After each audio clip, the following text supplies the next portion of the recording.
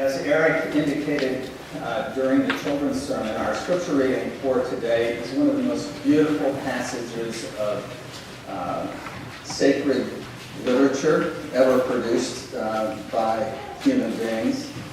It is from the 11th chapter of the book of Isaiah. It is popularly known as the Peaceable Kingdom. And before I share this with you, let me share with you a few things so that we understand what's happening better. The prophet Isaiah lived in the 8th century BCE, so essentially about 740 years before the time of Jesus. What was going on in the land of Israel at this time is that there had been a civil war. The country had divided into north and south. The north had been conquered by the Assyrians, and the southern kingdom, Judah, or Jesse as it was called, is essentially living in fear of being invaded as well. And they're essentially a vassal state for the Assyrians. Isaiah is very much clear in his own mind that this has happened because of the lack of the kings of Israel and Judah to attend to social justice, to attend to the needs of the poor, to take care of those who are in most need. But he has a grand vision that things are going to get better.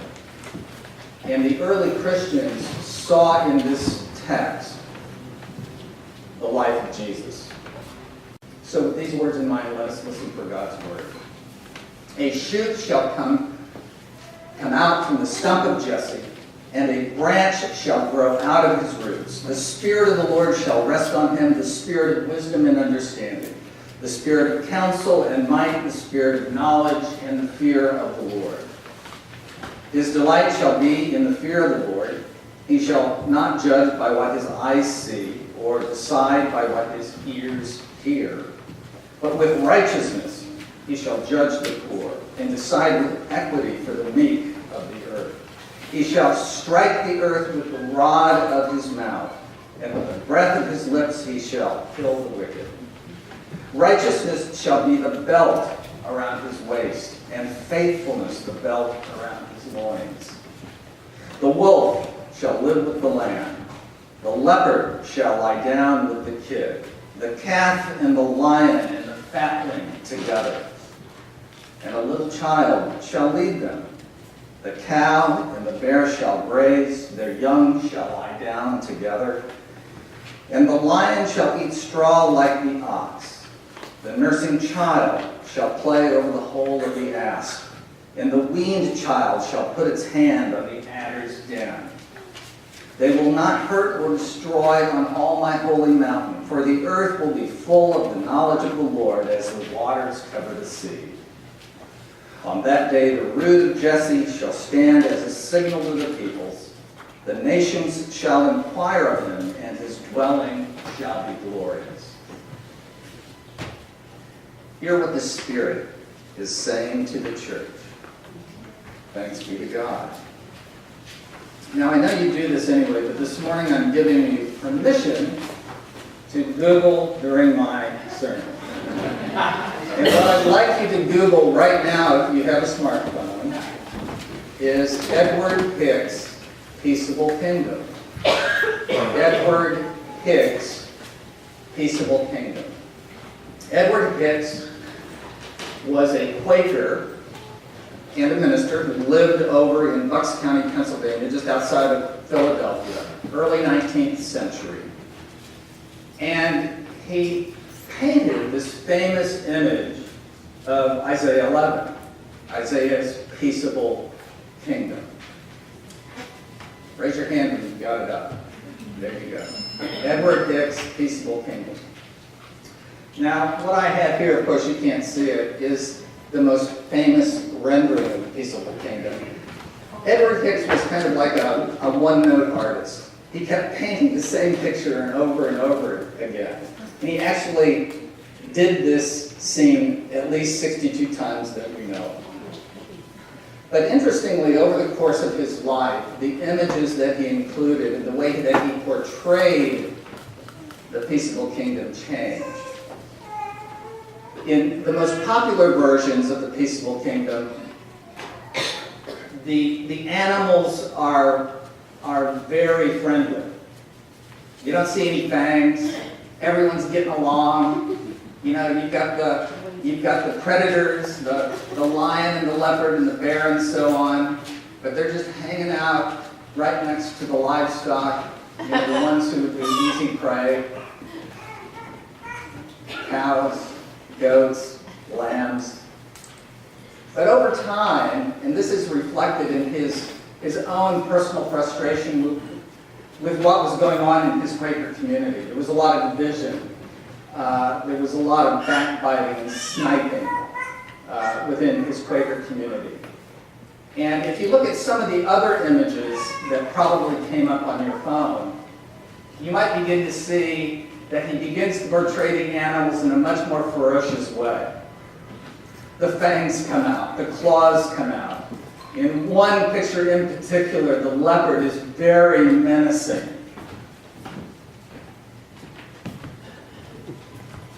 Let's think about Isaiah chapter 11 in one other way. And for this, you won't be able to Google, you'll just have to use your imagination. I want for all of us to picture in our minds two paintings, one on the left and one on the right. The panel on the left is basically the first 5 or 6 verses of the text. The panel on the left shows a young king. He exudes vitality and strength and a brilliance and joy. Deep wisdom fills his eyes. On a distant hill beside him, cruel-faced monarchs lie dead.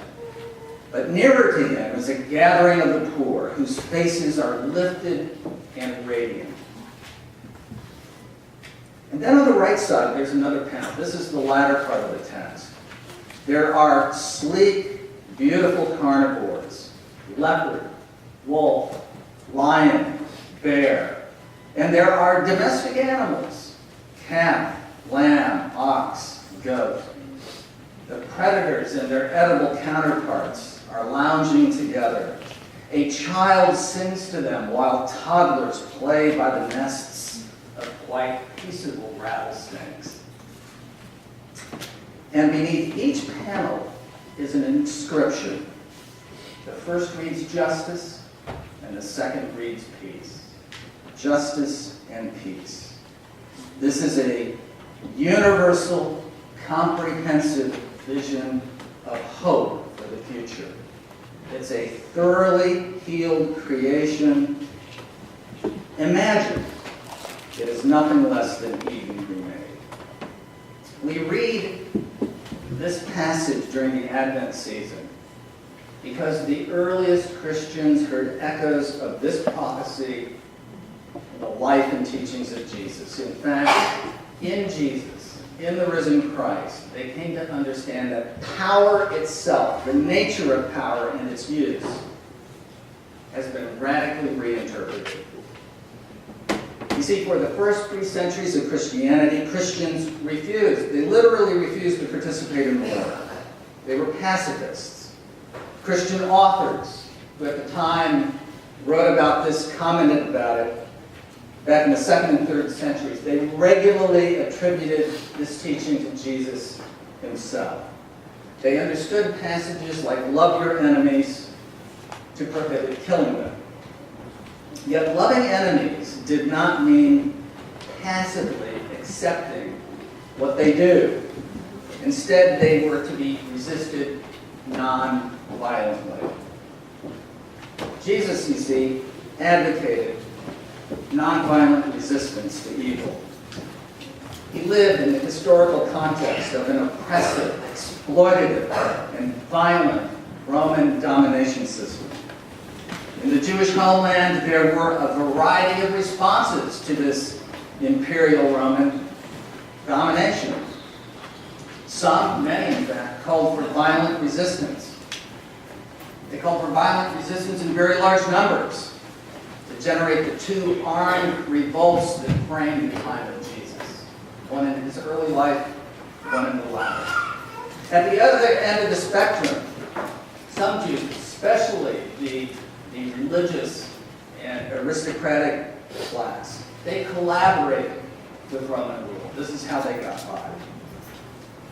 But a third option, and this is the option that Jesus advocated for, the option was nonviolent resistance and protests to egregious imperial violations of Jewish sensibilities.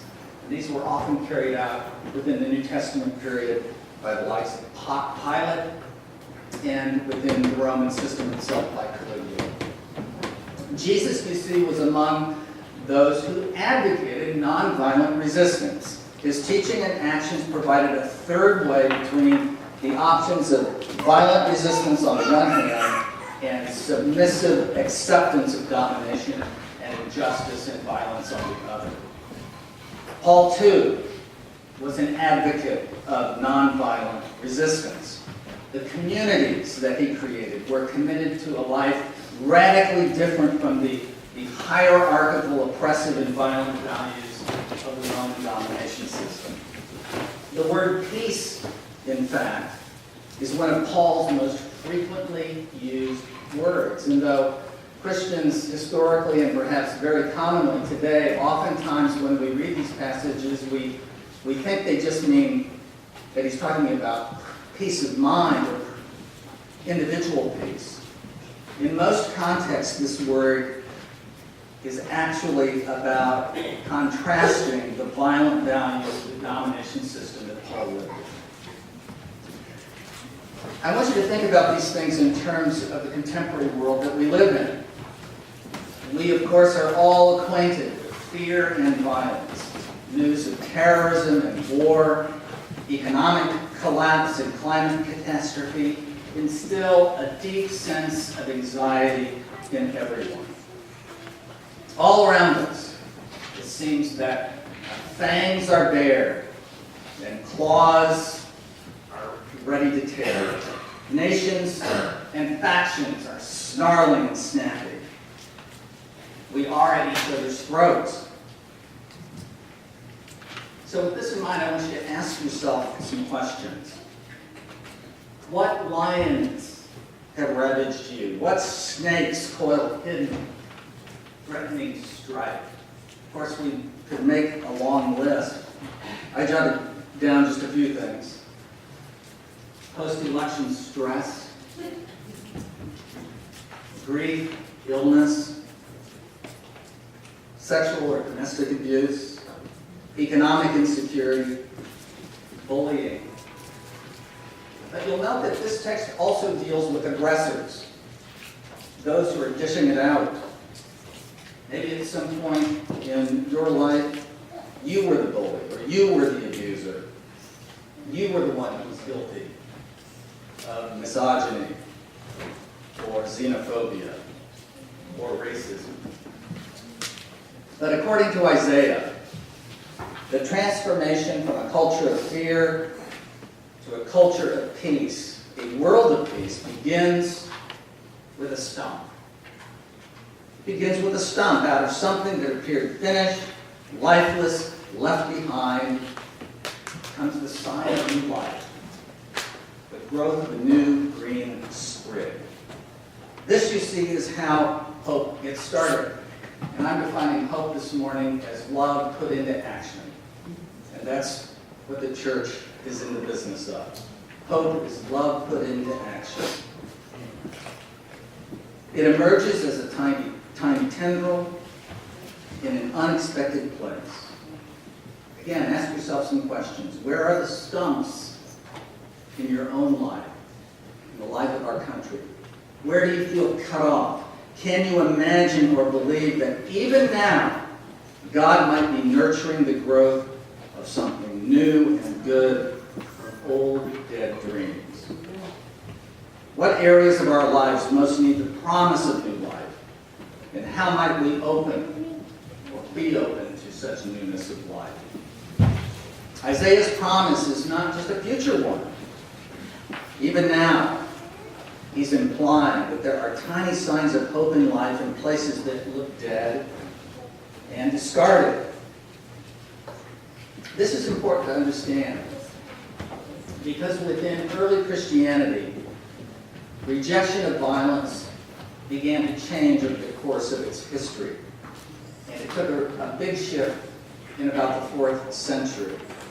And what is known as the theory of just war, or limited participation in war, began to emerge. And the reason for this was quite practical.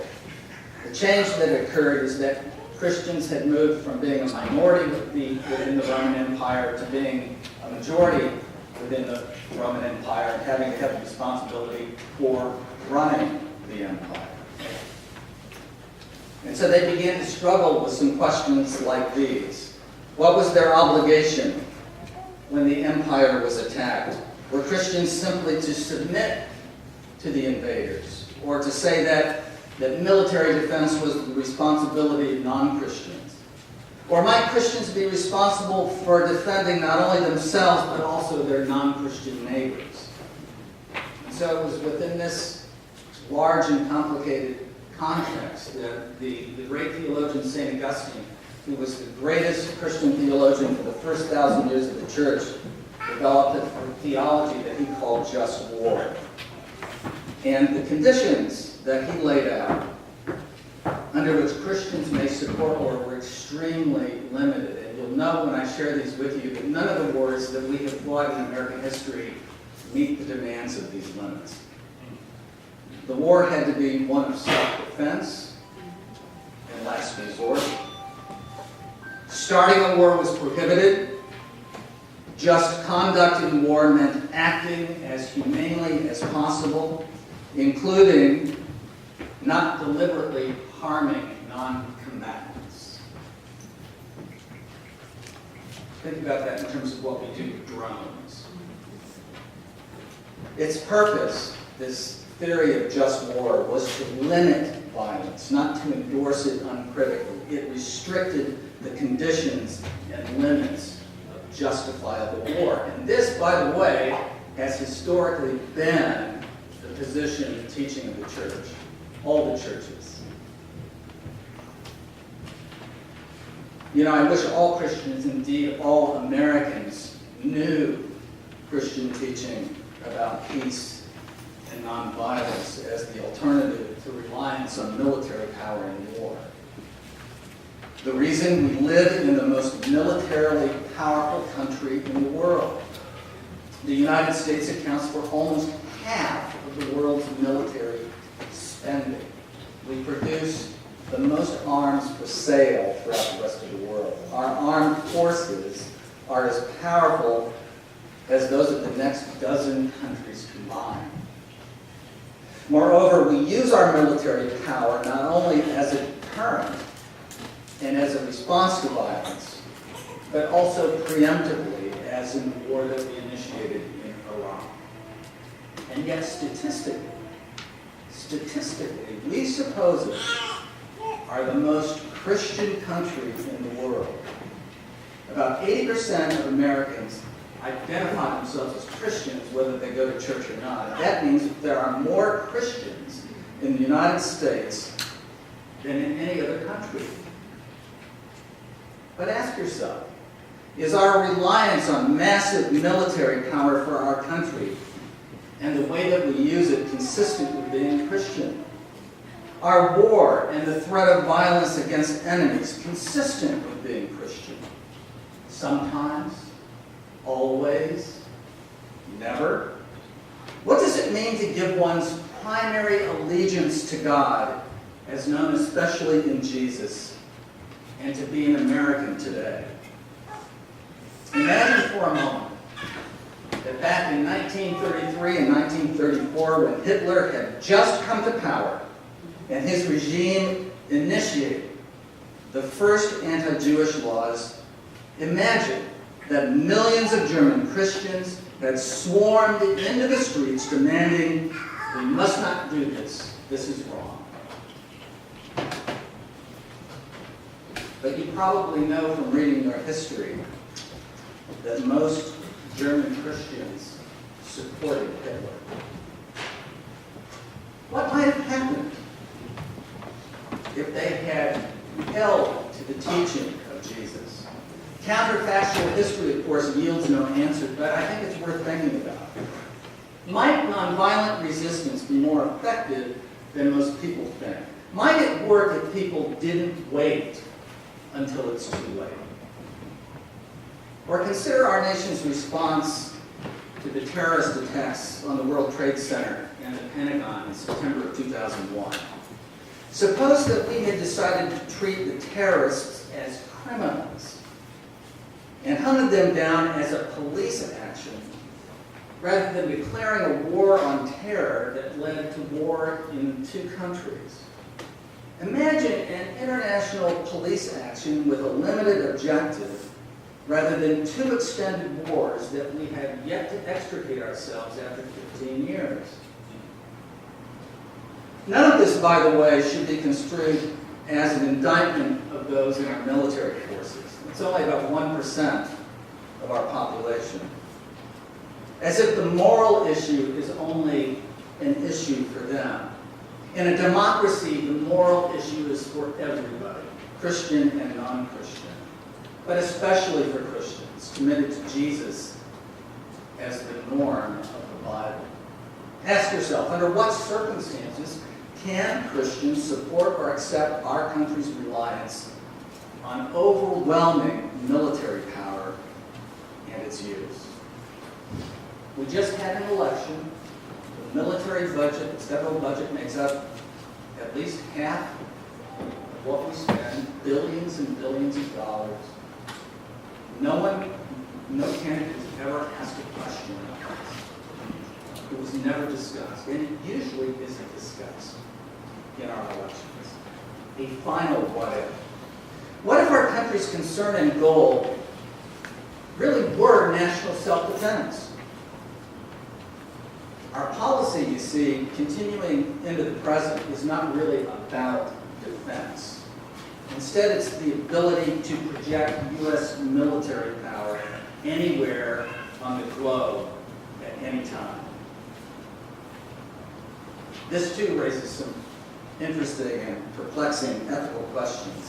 How much of a military budget would we need if our concern were simply defense of our country? How much would it be? Half of what we spend? A quarter? Less? What could those funds be used for? Think about those in terms of the stump and those little green shoots, those little green sprigs that Isaiah is talking about. Healthcare, education, job training, transition to clean energy, infrastructure. These are all the things we don't have because of what we spend on defense. It was pointed out to me the other day that up to World War II, the Defense Department was called the War Department. But that was considered to be a non-politic label, so they changed it to defense to make it more palatable. It's easier to support defense than war. So with these things in mind, I'll conclude with these thoughts. Friends, following Jesus and taking seriously early Christian nonviolent resistance and subsequent teaching about justifiable war radically calls into question the widespread American Christian support of and acquiescence to our country's preoccupation with military power. It's an idol. Those of us who are American and Christian need to ponder this seriously in our hearts. Now, I'm realistic enough to accept that the ability to defend one's country in our very imperfect world is acceptable. But I have also become convinced that Christians who have opposed war historically are more often right than wrong. Nonviolent resistance to evil, including the evils of injustice, should be the primary Christian response. It should always be the first response.